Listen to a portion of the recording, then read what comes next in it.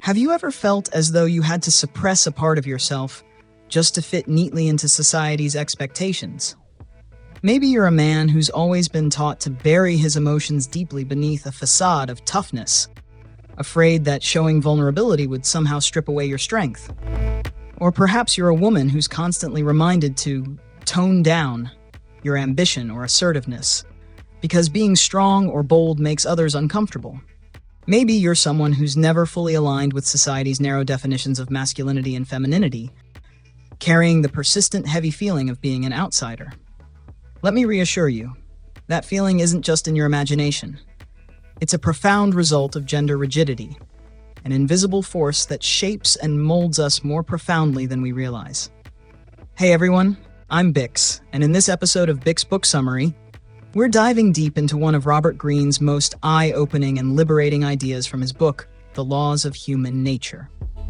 This chapter, The Law of Gender Rigidity, is not just about traditional gender roles. It's about something far more universal, the energies we all inherently possess. Each one of us carries within ourselves both masculine and feminine energies, the assertive and the receptive, the fierce and the nurturing. Society, however, has conditioned us from our earliest moments to disown one half of our true nature in the name of identity, acceptance, and conformity. From the moment we're born, we're bombarded with messages about who we should be. Boys are quickly taught to embody strength, competitiveness, stoicism, and independence, to hide vulnerability or emotions that seem weak.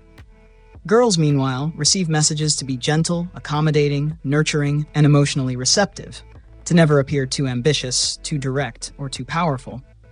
When we deviate from these scripts, when men show tenderness, sensitivity, or vulnerability, or women display strength, assertiveness, or leadership, society often responds with labels, judgment, criticism, and sometimes outright rejection.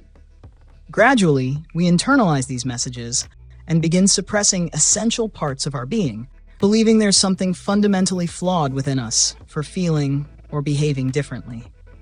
Robert Greene argues compellingly that this suppression creates deep internal conflict, because the truth is no human being is purely masculine or purely feminine. We're all a rich blend of both energies.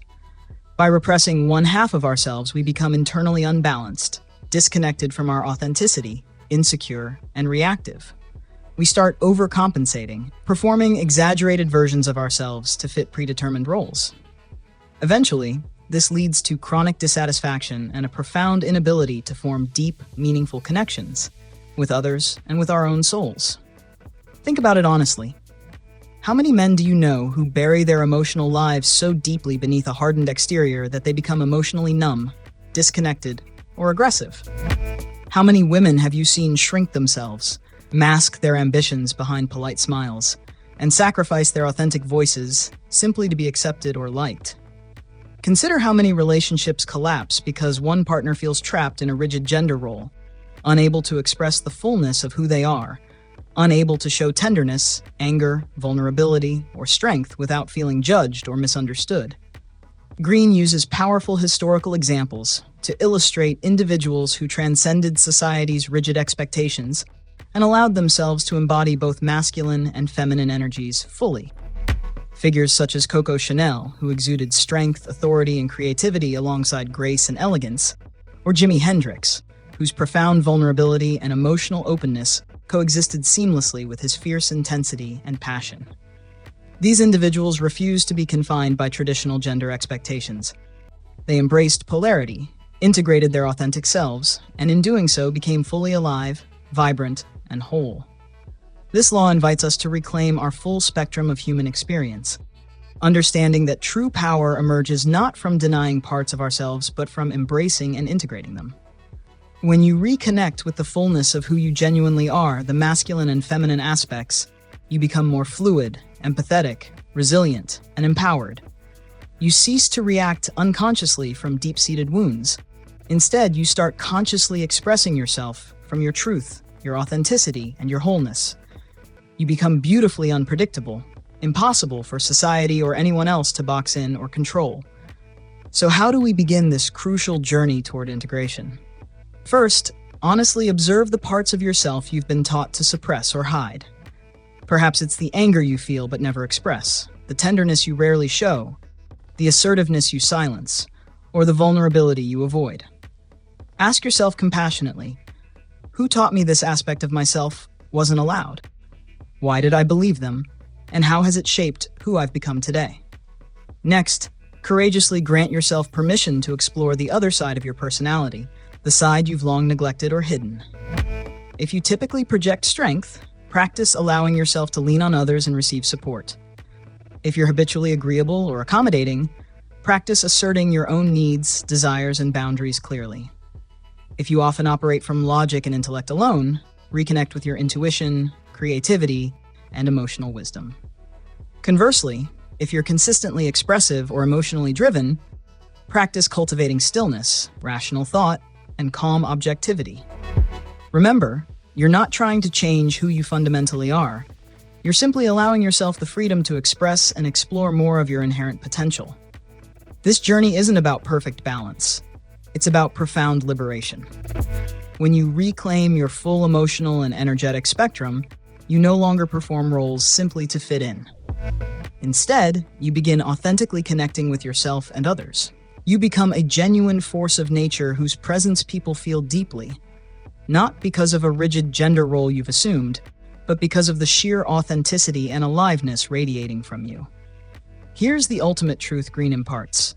You don't need to be anything other than fully human. Society has tried relentlessly to divide us into strict categories: masculine and feminine, tough and gentle, ambitious and accommodating. But beneath these divisions, we're infinitely complex souls, each carrying within us the full spectrum of human emotion, desire, and expression. We're fire and water, strength and softness, passion and calm. When we honor both sides within ourselves, something remarkable happens.